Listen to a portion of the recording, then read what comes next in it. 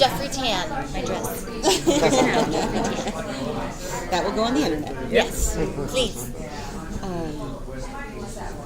Who wants to start? I could ask all of you questions. What's your favorite part of Defiance?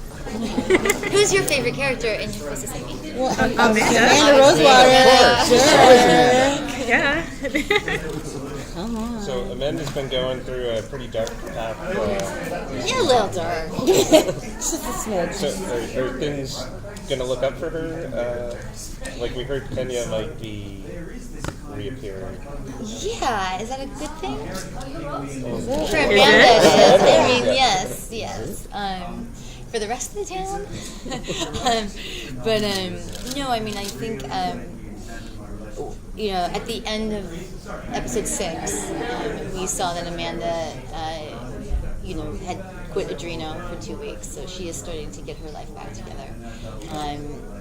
She's trying to figure out, who would have put an implant in her, an ego implant. Like, that doesn't make any sense. We do start to see her getting certain parts of her life back together. But, she's surrounded by certain people that don't have her best interests at heart. And, she's kind of in the crosshairs of danger. Do you think, do you think Nolan is one of those people that might not have her best interests at heart? Or is he one of her friends? What would you... Their relationship is definitely tested this season. Mm-hmm. How so? Explain, elaborate. Let's just say it's just tested, and it's tested in a big way. Mm-hmm. Okay. I really revealed a lot. It's awesome. I told you everything. I'm telling you with my eyes. It's like, look at recording. Hypnosis. Well, since we're talking about relationships, how about yours and Stama's? How is that going to change as the season progresses? Well, I mean, there's one big secret that Stama has that would destroy Amanda, and would destroy the friendship that's developed. I'd be interested to see if that plays itself out this season.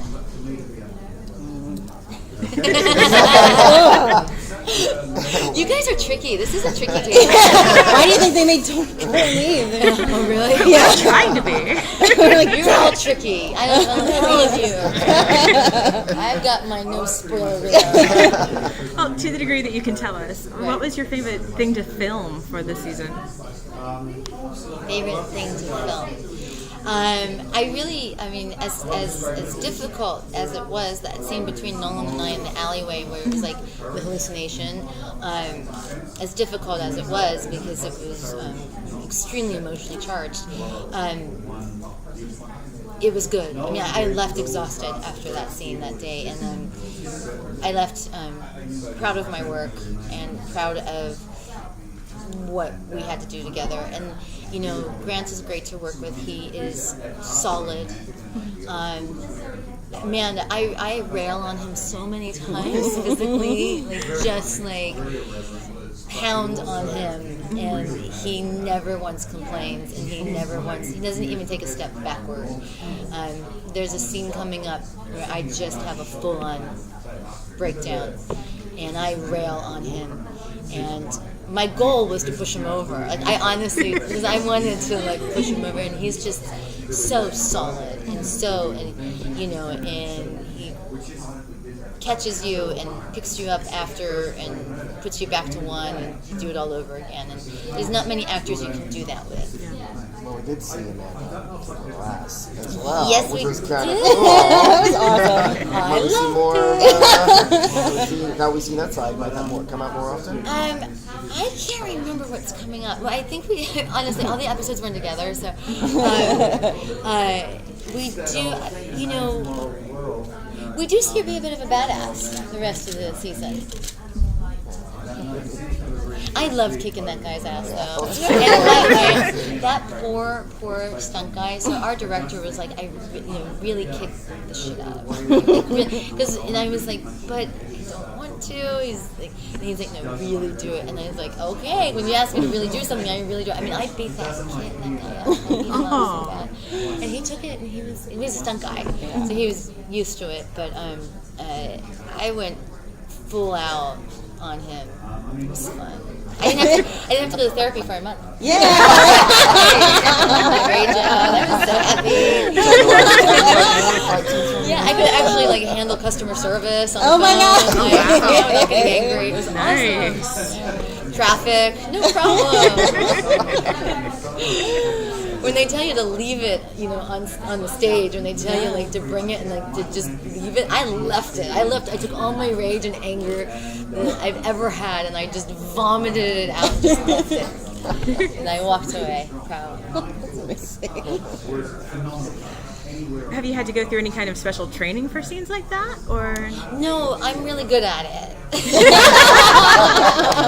I am. I'm really good.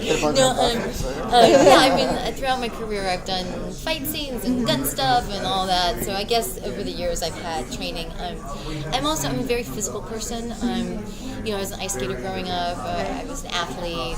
I work out all the time. I've done my fair share of kickboxing classes. It's funny that Shelly, our stunt coordinator, and I've worked with her before. I did all those fights myself. There was no stunt double, and what she likes is that I make the fights look messy and scrappy, and that's like what I can do. I can't make them look perfect, but I can make them look scrappy. So I got mugged once in New York, and I put up a fight. So I'm scrappy. Horrifying, but nice. Yeah. I'm not entirely sure how to react to that.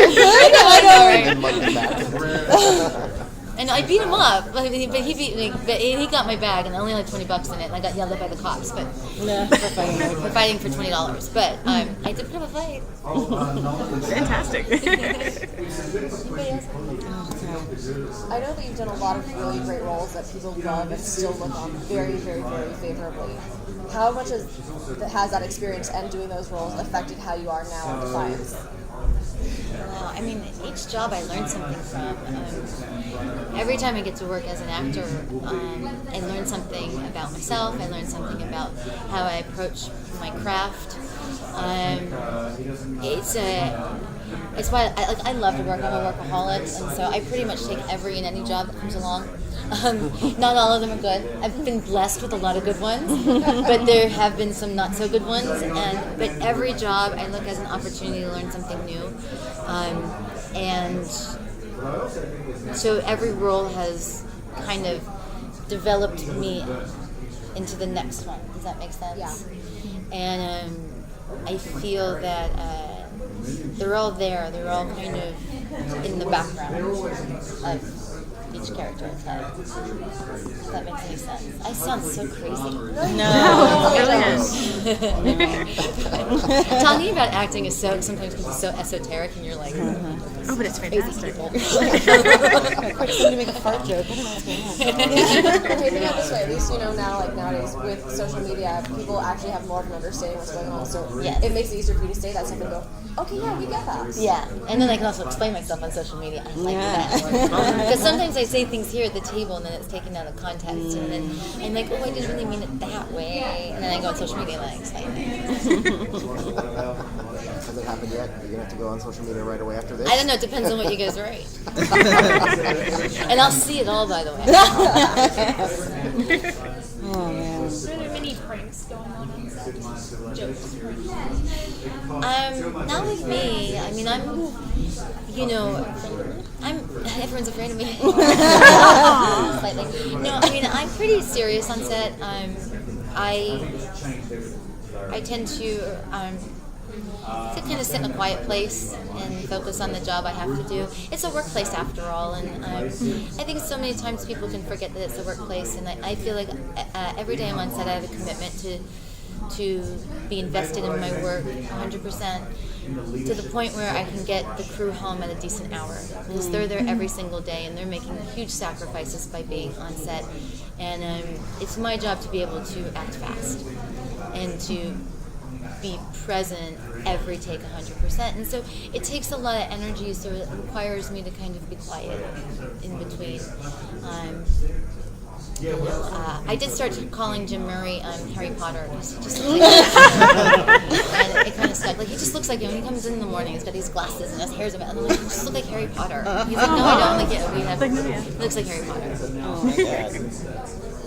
Just bless you for saying that about being on a set, because I live in a major film area and we've seen good sets and bad sets and TV majors graduate, so it can be hard. The crew has the hardest job. Everything's, acting must be so hard. But we're not there every day. I mean, we're not there. We're only there when we're actually in the scene, and then if we're not, we have a light storyline, like an episode. Like, there's some episodes I only work like 1 day or 2 days, and it's like, the crew is there 5 days a week, and I always feel it's our job as actors to diminish the wasted time on set. So I never go back to my trailer.